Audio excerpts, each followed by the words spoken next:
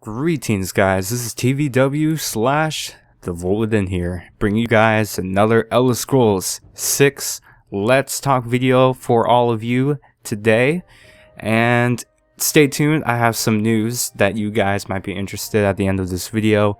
And also, if you have any comments, please leave it in the comment section down below if you have anything you want me to talk about on the future Elder Scrolls 6 topic slash Let's Talk video. I don't even think I called it Elder Scrolls topics.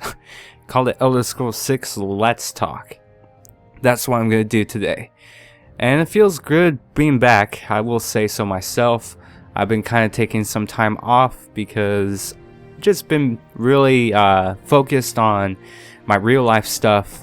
Totally forgot about, how much I really enjoyed making videos for you guys here today and bringing you guys Elder Scrolls gameplay for you guys here today, because I'm pretty sure that you guys are tired of the killing floor footage, so I'm giving you guys some good old Skyrim gameplay for you all today.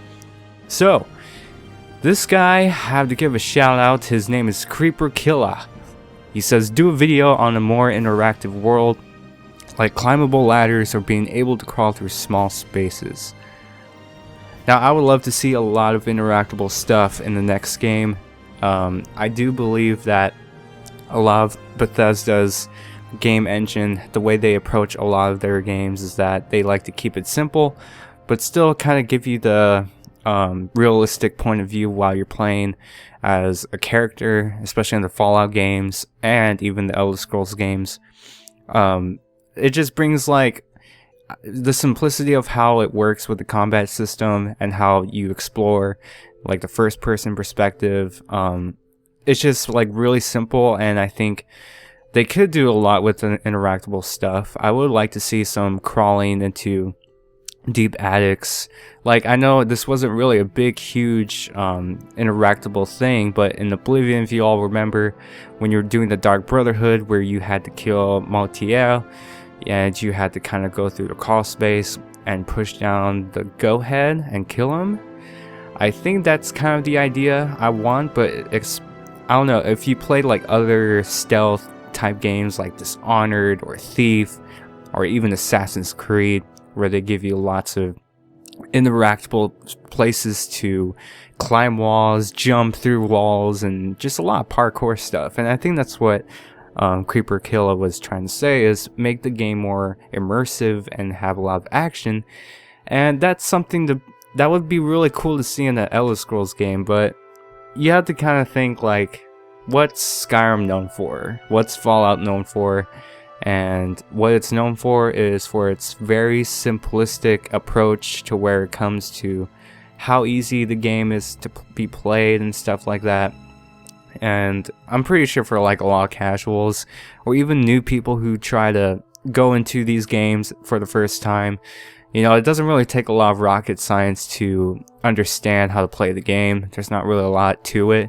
It's just right triggers to attack, left triggers to block. What else do you need, So I think with adding all this interactable stuff is a good idea, but at the same time, looking at it for a Bethesda game, it will make it kind of a little bit too much for what it really is. But I would like to see some cool interactable stuff with crawling into small, vents, or just kind of like even like mess with the animations a little bit when you're sneaking and stuff like that. If they can make your character, like, especially when they fix the third person, which I haven't really seen any improvement in the third person era. I mean, Fallout 4, the third person was a little bit doable, especially in comparison to Oblivion, which was really bad, but not as bad as Skyrim's. But even with Skyrim's third person perspective, it was really hard to, there was really no reason for it unless you were trying to challenge yourself, which was sometimes what I would do playing Skyrim. But just kind of like sneaking through walls and kind of creeping through walls and like looking out the aisle, see if there's an enemy, just like little small interactable actions your character would do like that. Climbing ladders, that's a Dark Souls thing, I know, and even Assassin's Creed thing, where your character will climb the ladder and you can slide down the ladder. You know, those little things I don't really see happening in a Bethesda game, but I would like to see some parkour stuff. You know, even if it's just like a little parkour section of a quest. I mean, at least throw something in there to give us some more variety and quests and whatnot. Because I think with the problem with a lot of the quests and the missions and like games like Fallout and stuff is that I feel like the lack of content of quests is really starting to be to the point where it's really repetitive and not much, you know, that feeling where you feel very immersive when you're playing the mission or quest. You know, I'll give this as an example, like RuneScape. Even though a lot of their quests were really like just so out there, each quest was just so different, you had no idea how different it was. But at least with most of the quests, there was like puzzles to solve, there was crazy parkour sections where you had to go through agility courses, and if you failed the agility course, you'd be sent back like down below into the underground place and find your way back. But when you're underground, there's like a lot of enemies that you have to avoid. You know, just some crazy stuff like that I want to see in the next Elder Scrolls game. I think that would make the game a lot more challenging, because I think what I miss the most with Elder Scrolls games, or any game in general, is the lack of challenge. It really is. And I'm not talking about changing the difficulty. I'm talking about a very, what do you call it, just a mind-blowing, challenging factor of the game. Like, you don't even have to change the difficulty to make it hard. Just add in some really challenging stuff to the game and you will have a really awesome game.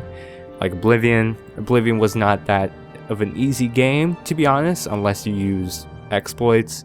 But as long as you didn't use those exploits, Oblivion was a pretty hard game, because in comparison to Skyrim's level cap, it was nowhere as near as difficult as it was with Oblivion. And same thing can go for Morrowind as well, and even Daggerfall if you want to go that far, or Blood Moon, or the Arena, and so forth. But yeah, thanks for the question, Creeper Killa. That was a good topic for me to cover in this video. If you, like I said in the beginning of this video, if you have any other comments or topics for me to share or talk about in another video, leave it down below. Okay, so for the announcements I would like to make, I actually got a really good question from a viewer who left me something. Oh, it was from Perrytown. He said, keep doing the Elder Scrolls 6 stuff. Discuss the Elder Scrolls stuff other than 6, like Legends or online. What about Fallout? There may be new DLC and stuff. Talk about general gaming news. So yeah, like basically I did this last summer where I would talk about hot topics in the gaming media, if you would like to say. So if you guys want to see that, by all means, leave it down in the comment section if you want to see that. I mean, I'm all for it if everyone is up on that, because I feel like just talking about the Elder Scrolls 6 stuff, as well as putting in my Oblivion Let's Play that's coming up, be excited for that. I'm still working on that, by the way. The stuff has not come in yet, and I just ordered it last week, so it should be coming.